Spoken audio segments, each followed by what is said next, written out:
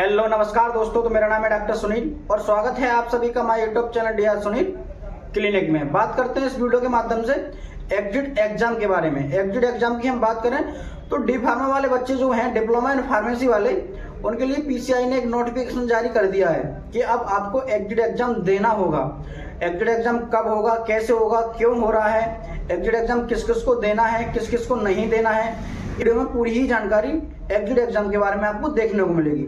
तो आपसे यही गुजारिश है कि वीडियो को पूरा देखें, बिल्कुल भी स्किप ना करें। बीच में कट करके या स्किप करके हमारी वीडियो देखोगे तो वीडियो देखने का कोई भी बेनिफिट नहीं होगा। यही गुजारिश है कि वीडियो को लाइक करें और शेयर करें। अगर आप हमारे चैनल पर नए हो तो हमारे चैनल को भी सब्सक्राइब जरूर करें। धन्यवाद।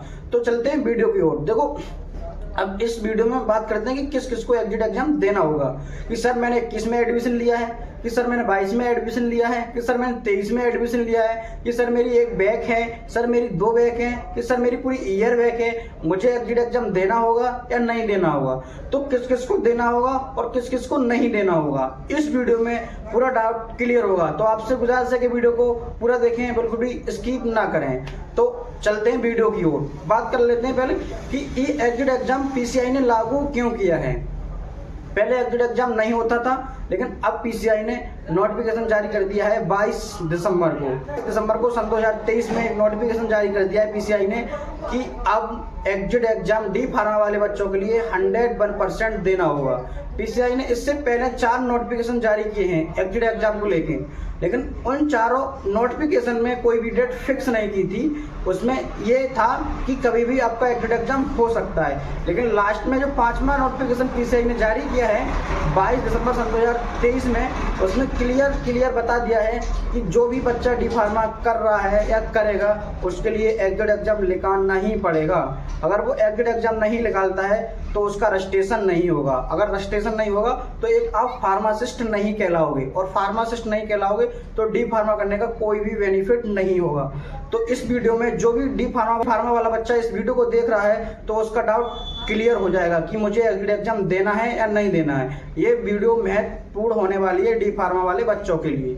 तो बात करते हैं कि ये एग्जिट एग्जाम पीसीआई ने लागू क्यों किया है। पहले तो एग्जिट एग्जाम नहीं होता था, नो ही रजिस्ट्रेशन हो जाता, लेकिन अब बिना एग्जिट एग्जाम निकाले आपका रजिस्ट्रेशन नहीं होगा। तो बात करते हैं पीसीआई ने क्यों लागू किया है। देखो, किसी बच्चे ने एडमिशन ले लिया, जाके बाहर एडमिशन ले लिया किसी भी कॉलेज में, और बच्चा घर बैठा है, उसकी पढ़ाई चल रही है, उसका घर बैठे ही डी फार्मा हो जाएगा। उधर से कॉल आती है कि आपके पेपर होने वाले हैं, आप आ जाओ, पेपर दे जाओ अपनी। जब पेपर का टाइम आता है तो बच्चा मॉडल खरीदता है और 1-2 दिन पढ़ता है। 1-2 दिन में पढ़ के डी फार्मा की तैयारी आप कैसे कर लोगे।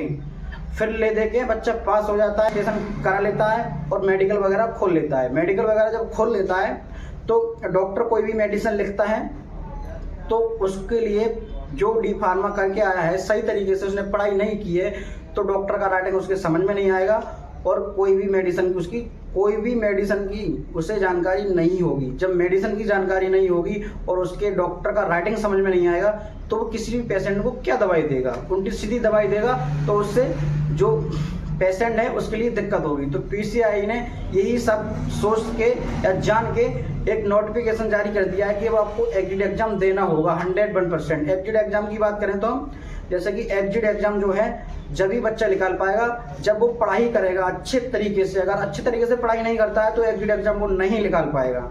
तो इसी कारण पीसीआई ने सब सोचते हुए ये नोटिफिकेशन जारी कर दिया है कि बच्चे पढ़ाई पे ध्यान दें। बिना पढ़े लिखे बच्चे डी फार्मा करके घर बैठे हैं, कोई मेडिकल चला रहा है, किसी ने अपना किराए पे उठा दिया है। तो यही सब देखते हुए पीसीआई ने नोटिफिकेशन अब जारी कर दिया है। तो बात करते हैं कि अब किस किस को एग्जिट एग्जाम देना होगा और किस किस को एग्जिट एग्जाम नहीं देना होगा। तो बात करते हैं कि सर मैंने सन 2021 में एडमिशन लिया था, मुझे एग्जिट एग्जाम देना होगा या नहीं देना होगा। तो बात करते हैं कि सर मैंने सन 2021 में एडमिशन लिया था, मेरी एक बैक है, मुझे एग्जिट एग्जाम देना होगा या नहीं देना होगा। सर मेरी 2 बैक हैं, मुझे एग्जिट एग्जाम देना होगा या नहीं देना होगा। सर मेरी पूरी ईयर बैक है, मुझे एग्जिट एग्जाम देना होगा या नहीं देना होगा। तो बात करते हैं जिस भी बच्चे ने सन 2021 में एडमिशन लिया है, चाहे उसकी एक बैक हो, चाहे उसकी 2 बैक हो और चाहे पूरी ईयर बैक हो, उसे एग्जिट एग्जाम नहीं देना होगा। किसी भी हाल में वो एग्जिट एग्जाम नहीं देगा।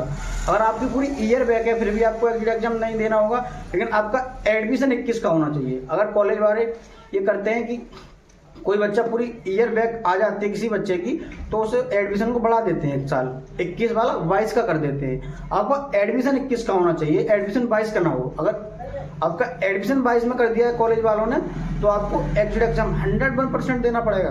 अगर आपका एडमिशन 21 का है तो आपकी 1 बैक हो या 2 बैक हो या पूरी ईयर बैक हो, फिर भी आपको एग्जिट एग्जाम नहीं देना होगा।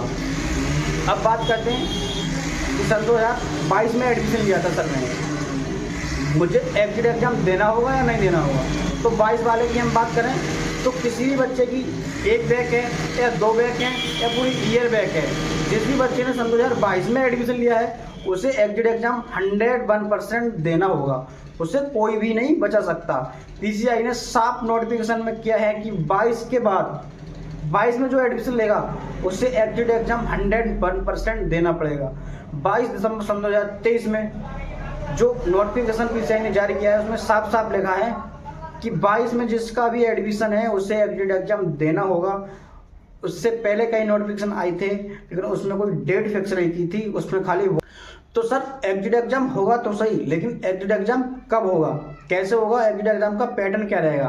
पैटर्न की हम बात करें तो एग्जिट एग्जाम हिंदी में होगा या इंग्लिश में होगा। एग्जिट एग्जाम में प्रश्न कहाँ से आएंगे, हमारी किताब से आएंगे या बाहर से आएंगे। एग्जिट एग्जाम में प्रश्न शॉर्ट आएंगे, लॉन्ग आएंगे, एमसीक्यूज आएंगे। एग्जिट एग्जाम की पूरी ही जानकारी हम बता दें इस वीडियो में। तो बात करते हैं एग्जिट एग्जाम जो तुम्हारा होगा जुलाई से लेके सितंबर के बीच होगा, सन 2024 में होगा। जुलाई से लेकर सितंबर के बीच होगा, सन 2024 में होगा। अब बात करते हैं कि सर पेपर 1 होगा या पेपर 3 होंगे। तो इन्होंने पहले जो नोटिफिकेशन जारी किया था उसमें 3 पेपर बताए थे, लेकिन अब जो बता रहे हैं कि पेपर 1 होगा। तो 3 पेपर में क्या क्या बताया था इनने और 1 पेपर में क्या क्या बताया था वो भी मैं आपको बता दूं। जब 3 पेपर इनने जारी किए थे तो इनने कहा था कि पेपर 3 होंगे, एक पेपर 100 नंबर का होगा और उसमें 50 नंबर लाने अनिवार्य बताए थे। अगर 50 नंबर से कम आ रहे हैं तो आपको पेपर दोबारा देना पड़ेगा। अगर दोबारा में आप पास आउट नहीं हो रहे हो तो आपको पेपर दोबारा भी देना पड़ेगा। अगर जब तक आप पास आउट नहीं हो पाओगे तब तक आपको पेपर देना ही पड़ेगा, बिना पेपर दिए आप पास आउट नहीं हो सकते। और 50 नंबर से आप कम आते हैं फिर भी पास आउट नहीं हो सकते।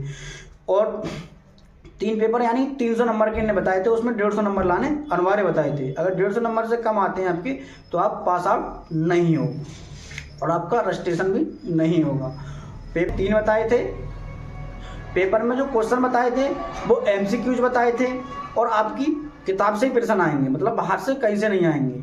और पेपर में जो प्रश्न आएंगे वो एमसीक्यूज आएंगे, कोई भी शॉर्ट या लॉन्ग नहीं होगा, कोई भी प्रश्न शॉर्ट या लॉन्ग नहीं होगा, एमसीक्यूज आएंगे टिक लगाने के लिए। और जो भी पेपर होगा वो इंग्लिश टू इंग्लिश होगा। इन्होंने कहा था पेपर में एक भी वर्ड आपको हिंदी को देखने को नहीं मिलेगा, जैसे कि डी फार्मा में होता है कि इंग्लिश और हिंदी दोनों ही होती है। जिस मतलब बच्चे का जो दिल करे इंग्लिश में करे, बच्चे का दिल करे हिंदी में करे, लेकिन इसमें कुछ भी नहीं चलेगा। इसमें इंग्लिश टू इंग्लिश पेपर होगा, आपको समझना पड़ेगा। इस पेपर को निकालने के लिए आपको पढ़ना भी पड़ेगा। और ये अब बोल रहे हैं कि पेपर 1 होगा, प्रश्न एमसीक्यूज होंगे और जो प्रश्न जो आएंगे वो आपकी किताब से ही आएंगे, कोई भी अलग से नहीं आएंगे। और पेपर जो होगा उसमें 50 नंबर मतलब 50% आपको लाना पड़ेगा। अगर 50% से आपके नंबर कम आते हैं तो आपको दोबारा पेपर देना पड़ेगा। और पेपर जो होगा वो 3.5 घंटे का बता रहे हैं, लेकिन अभी पेपर की कोई भी क्लियर नहीं हुआ है कि पेपर 1 होगा या पेपर 3 होंगे। अगर पेपर जो भी होंगे मतलब 1 होगा या 3 होंगे तो पेपर की पूरी वीडियो हम दूसरी बनाएंगे पेपर के बारे में और इसी चैनल पे आपको देखने को मिलेगी।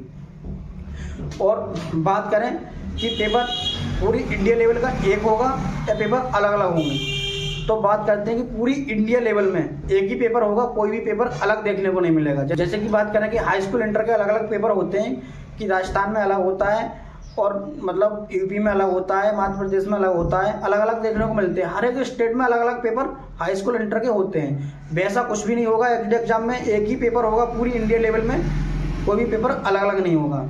तो आई होप ये वीडियो आपको बहुत ही अच्छी लगी होगी। यहाँ तक कि डी फार्मा वाले बच्चे अगर इस वीडियो को देख रहे हैं तो उनका डाउट पूरा क्लियर हो गया होगा और आपका कोई दोस्त है डी फार्मा में, तो ये वीडियो उसके लिए भेजिए और उसका भी डाउट क्लियर हो जाएगा। तो आपसे गुजारिश है कि वीडियो को लाइक करें और शेयर करें। अगर आप हमारे चैनल पर नए हो तो हमारे चैनल को भी सब्सक्राइब जरूर करें। फिर किसी वीडियो में फिर किसी जानकारी के साथ, तब तक के लिए स्वस्थ रहो और मस्त रहो। धन्यवाद।